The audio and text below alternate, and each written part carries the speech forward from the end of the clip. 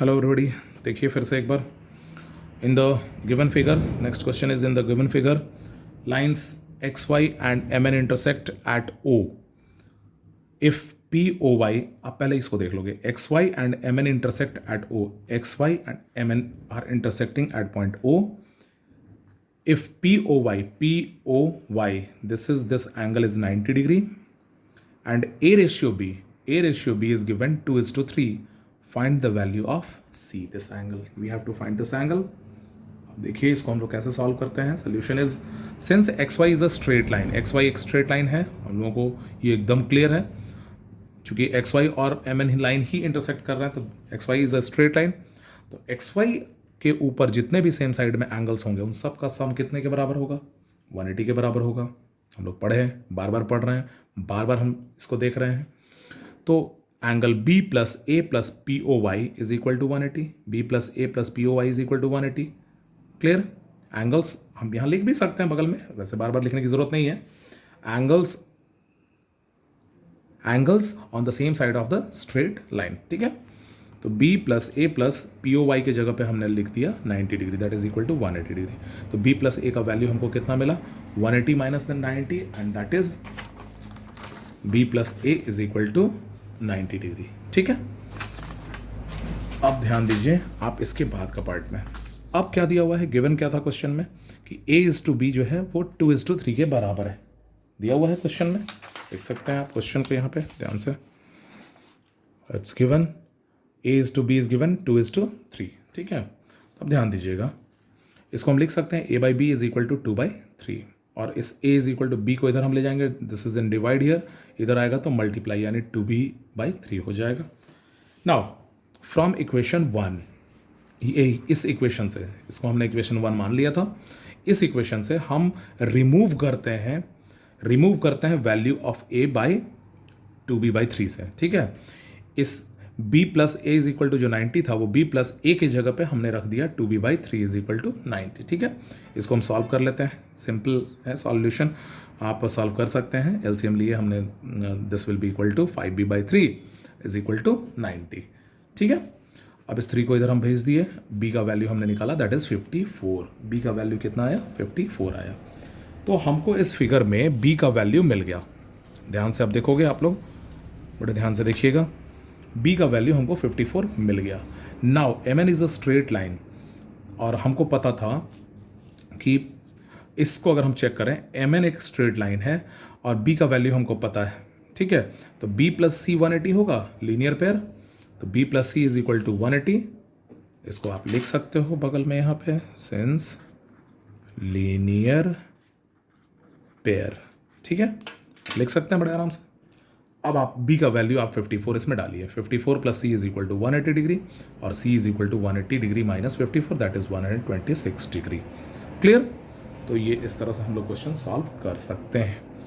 Now the another one question is sorry, in the given figure if x plus Y is equal to, अच्छा just a minute, पहले हम लोग एक बात discuss कर ले। इसमें बहुत सारे क्वेश्चन हमने एनसीईआरटी से भी लिया है, कुछ एक क्वेश्चन बाहर से भी है, आप इसको सॉल्व कर लीजिएगा। कुछ होमवर्क में आपको एनसीईआरटी का क्वेश्चन दिए हैं, कुछ और भी क्वेश्चंस दिए हुए हैं, उसको आप लोगों को सॉल्व करना है और जहाँ प्रॉब्लम होगी उसको हम लोग फिर से नेक्स्ट डिस्कस करेंगे। ये क्वेश्चन भी हमको लगता है कि एनसीईआरटी का ही है, आप ध्यान दोगे।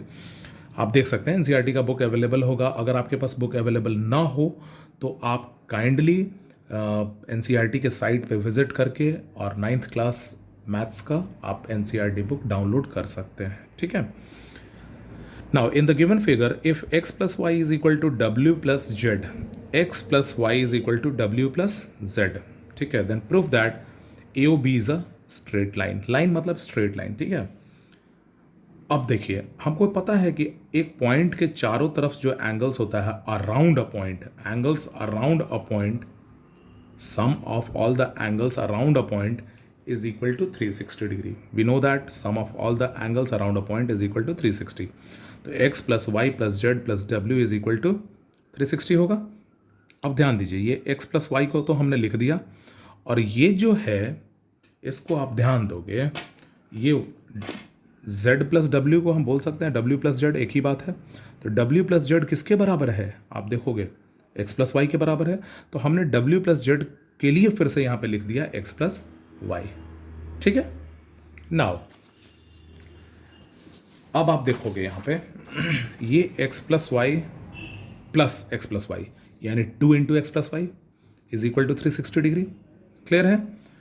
And next it is X plus Y, 2 हम इधर भेजते हैं तो 2 यहाँ मल्टीप्लाई है, इधर आएगा तो डिवाइड हो जाएगा, RHS में जाने पे डिवाइड हो जाएगा।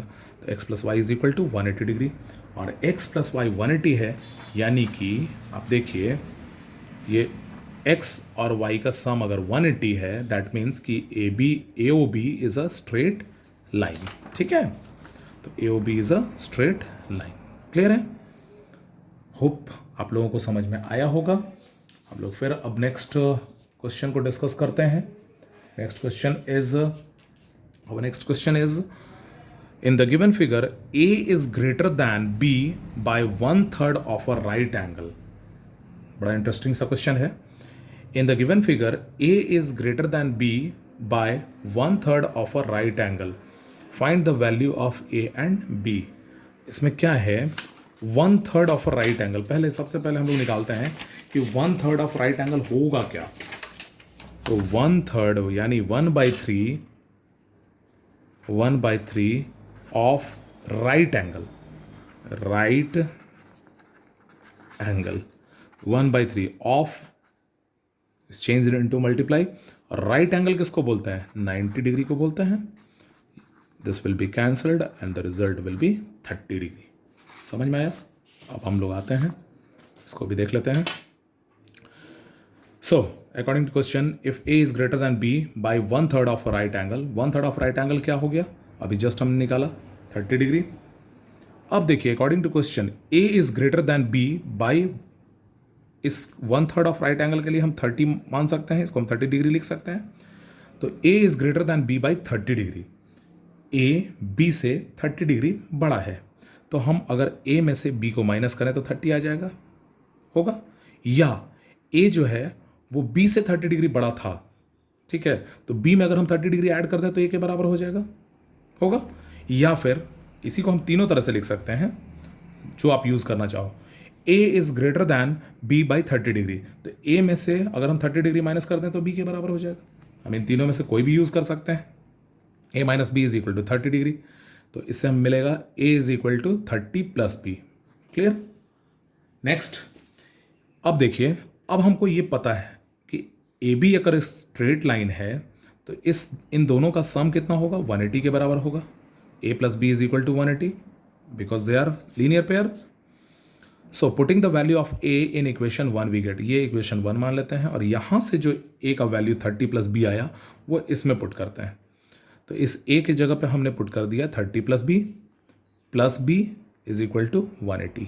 ठीक है, अब 30 plus 2B is equal to 180, यानी कि 2B is equal to 180 minus 30।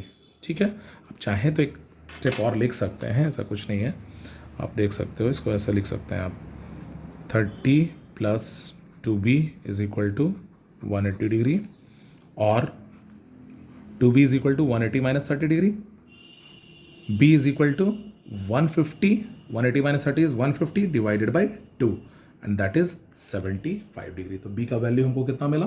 That is 75 degree. अब आप देखिए, now putting the value of B in equation 1, इस B का वैल्यू 75 को हम इक्वेशन 1 में पुट करते हैं। A plus B is equal to 180 degree, A plus B के लिए 75 इज इक्वल टू 180 और A is equal to 105 degree. हमको यही A और B का वैल्यू निकालना था। क्लियर है?